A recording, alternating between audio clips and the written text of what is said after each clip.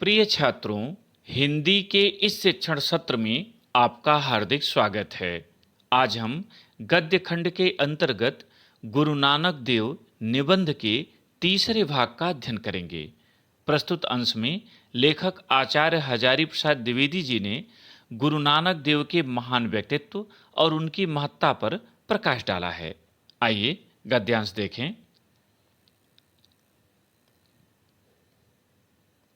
गुरु नानक देव का आविर्भाव आज से लगभग 500 वर्ष पूर्व हुआ।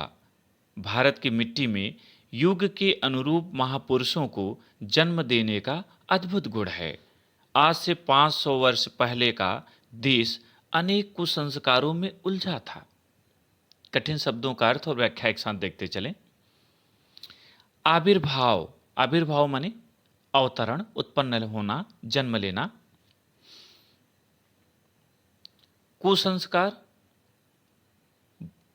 बुराइयां, बुरे विचार। व्याख्या देखते चलें।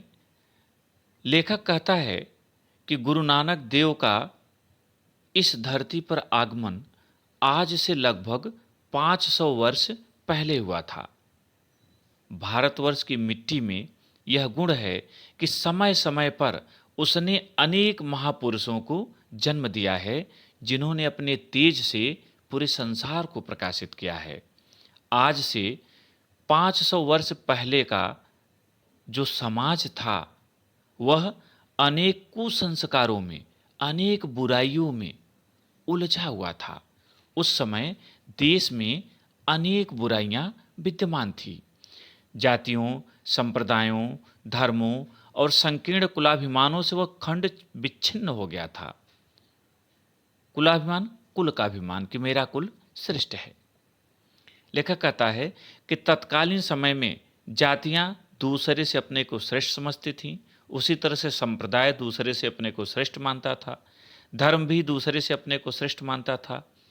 इस तरह से इनके जो अनुयायी थे उनमें अपने कुल को लेकर, जात के लेकर, संप्रदाय को लेकर, धर्म को लेकर अभिमान आ गया था। यही कारण था कि वह कालखंड विच्छिन्न हो गया था, बिल्कुल छिन्न भिन्न हो गया था। छिन्न भिन्न होना, नष्ट भ्रष्ट होना। देश में नए धर्म के आगंतुकों के कारण एक ऐसी समस्या उठ खड़ी हुई थी जो इस देश के हजारों वर्षों के लंबे इतिहास में अपरिचित थी। आगंतुक, अतिथि, आने वाला। लेखक कह रहा, देश में जो नए नए धर्म के अनुयायी आए, धर्म के प्रचारक आए, उनसे एक ऐसी समस्या खड़ी हुई जो हजारों वर्षों के पूर्व के इतिहास में न थी। ऐसे ही दुर्घट काल में, ऐसे ही संक्रमण काल में इस देश की मिट्टी ने ऐसे अनेक महापुरुषों को उत्पन्न किया जो सड़ी रूढ़ियां, हमारी पुरानी पड़ चुकी मान्यताएं, परंपराएं, मृत प्राय आचारों, मृत प्राय मरासन्न, दूषित आचार आचरण, बासी विचारों, बासी माने पुराने पड़ चुके, अनुपयोगी विचार, अर्थहीन संकीर्णताओं, अर्थहीन माने व्यर्थ, तुच्छ, जिनका कोई मूल्य न हो, महत्वहीन संकीर्णता के विरुद्ध प्रहार करने में कुंठित नहीं हुए और इन जर्जर बातों, जर्जर जीर्ण शीर्ण बातों से परे सब में विद्यमान सबको नई ज्योत और नया जीवन प्रदान करने वाले महान जीवन देवता की महिमा प्रतिष्ठित करने में समर्थ हुई। लेखक कहता है कि भारत की धरती में वह गुण है कि जब भी उसे जरूरत पड़ी उसने ऐसे ऐसे महापुरुषों को जन्म दिया जिन्होंने तत्कालीन समय में पुरानी पड़ चुकी मान्यताओं को, दूषित आचरण को, महत्वहीन विचारों को, जीर्ण शीर्ण परंपराओं को बदलकर जीवन को फिर से प्रतिष्ठित करने में समर्थ हुए हैं।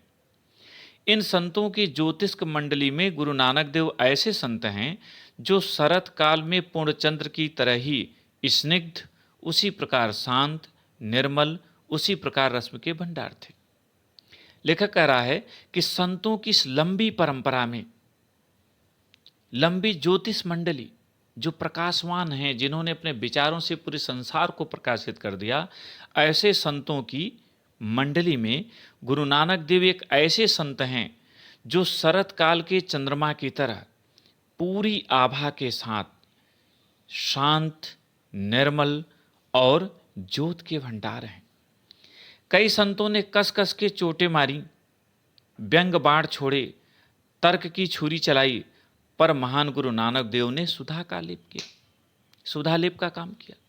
लेखक कह रहा है कई संत जनों ने उन पर व्यंग बाण चलाए, उनके आचरण पर टिप्पणियां की, तर्कों की छुरी से उन्हें घायल करना चाहा, किंतु गुरु नानक देव ने तर्क वितर्क नहीं किया, उन्हें आहत नहीं किया, उनसे संघर्ष नहीं किया, बल्कि सुधा लेप मधुर वाणी से अमृत की तरह, सुधा माने अमृत, अमृत की तरह अपनी मधुर वाणी से उन्हें संतुष्ट किया।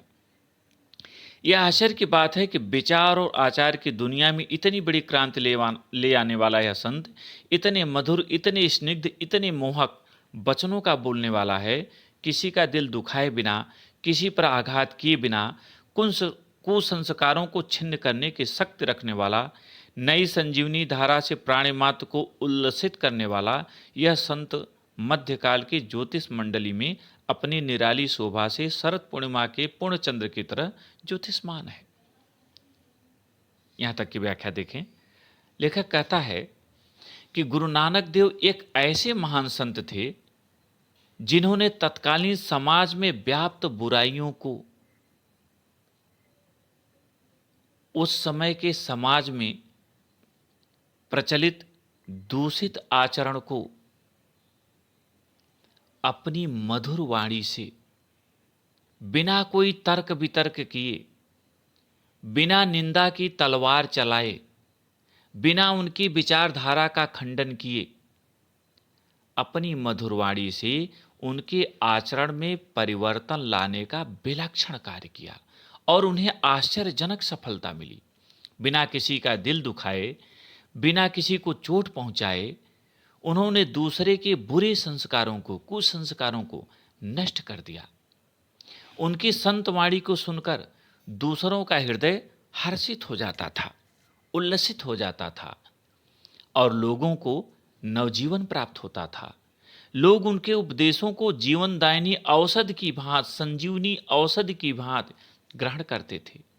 मध्यकालीन संतों के बीच गुरु नानक देव इस प्रकार प्रकाशमान दिखाई देते हैं जैसे आकाश में शरत काल में शरत पूर्णिमा का चंद्रमा पूरी शोभा के साथ, पूरी आभा के साथ दृष्टिगत होता है। आज उसकी याद आए बिना नहीं रह सकती। वह सब प्रकार से लोकोत्तर हैं। उसका उपचार मैत्री और प्रेम है। लोकोत्तर, लोक से उत्तर, अर्थात लोक से परे, अलौकिक, दिव्य। लेखक कहता है कि आज शरद पूर्णिमा है, आज के दिन उनकी याद आए बिना नहीं रह सकती। वे मध्यकाल के संतों के बीच में उसी प्रकार प्रकाशमान हैं जैसे आकाश में शरद पूर्णिमा का चंद्रमा नक्षत्रों के बीच प्रकाशित होता रहता है। वे दिव्य हैं, अलौकिक हैं, लोक से परे हैं। उनका उपचार प्रेम और मैत्री है। वे प्रेम और मित्रता द्वारा लोगों के कठिनाइयों को दूर करते हैं। उनके उपदेश प्रेम और मित्रता का वातावरण सृजित करते हैं। उसका शास्त्र सहानुभूति और हित चिंता है।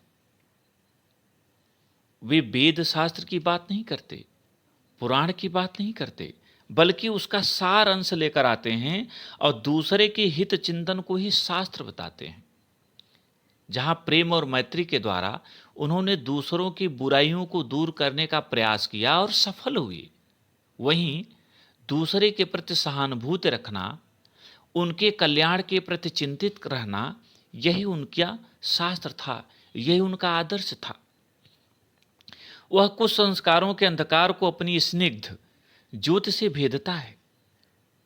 वे बुराइयों को, जो बुराइयों का एक अंधकार फैला हुआ था, उसे अपने प्रेम से, प्रेम रूपी प्रकाश से भेद दिया, नष्ट कर दिया। मुमूर्ष प्राणधारा को अमृत का भांड उड़ेल कर प्रवाहशील बनाता है।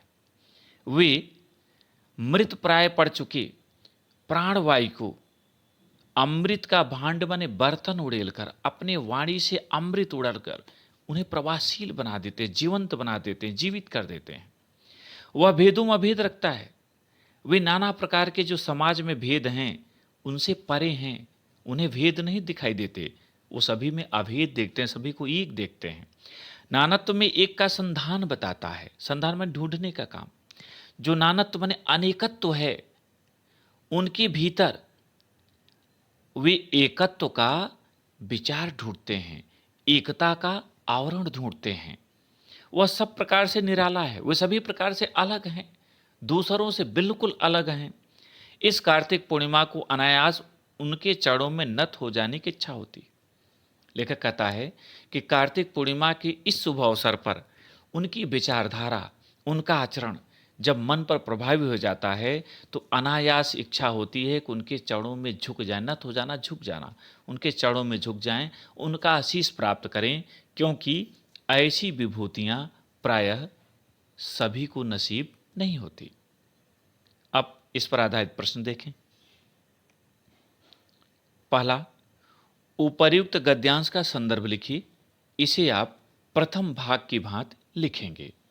दूसरा, रेखांकित अंश की व्याख्या कीजिए, और यहाँ रेखांकित अंश है किसी पर आघात किए बिना कुसंस्कारों को छिन्न करने की शक्ति रखने वाला, नई संजीवनी धारा से प्राणी मात्र को उल्लसित करने वाला यह संत मध्यकाल की ज्योतिष मंडली में अपनी निराली शोभा से शरद पूर्णिमा के पूर्ण चंद्र की तरह ज्योतिषमान है। उत्तर देखें। लेखक गुरु नानक देव की महत्ता पर प्रकाश डालते हुए कहता है कि उन्होंने बिना किसी का दिल दुखाए, बिना किसी को किसी प्रकार की चोट पहुंचाए उनके बुरे संस्कारों को नष्ट कर दिया। उनकी संत वाणी को सुनकर लोगों का हृदय हर्षित हो जाता था और उन्हें नवजीवन प्राप्त होता था। लोग उनके उपदेशों को जीवनदायी औषध संजीवनी की भांति ग्रहण करते थे। मध्यकालीन संतों के बीच गुरु नानक देव उसी प्रकार प्रकाशमान दृष्टिगत होते हैं जैसे शरद पूर्णिमा का चंद्रमा आकाश में नक्षत्रों के मध्य शोभायमान होता है। तीसरा प्रश्न, गुरु नानक जी का उपचार क्या है? उत्तर, गुरु नानक जी का उपचार प्रेम और मैत्री है। प्रिय छात्रों, परीक्षा में तो 3 ही प्रश्न आएंगे, लेकिन इसमें आपके पुस्तक में कुछ और प्रश्न दिए हैं, उनका भी उत्तर आप जान लें। चौथा प्रश्न, क्रांति लाने वाले यहाँ किस संत का वर्णन है? उत्तर, क्रांति लाने वाले यहाँ संत गुरु नानक देव का वर्णन है। पांचवा और अंतिम, शरद पूर्णिमा के पूर्ण चंद्र की तरह कौन ज्योतिषमान है? उत्तर, शरद पूर्णिमा के पूर्ण चंद्र की तरह गुरु नानक देव ज्योतिषमान है। मुझे उम्मीद है कि आपको आज का भाग समझ में आ गया होगा। इसे अपनी उत्तर पुस्तिका में लिखें और अभ्यास करें। बहुत बहुत धन्यवाद।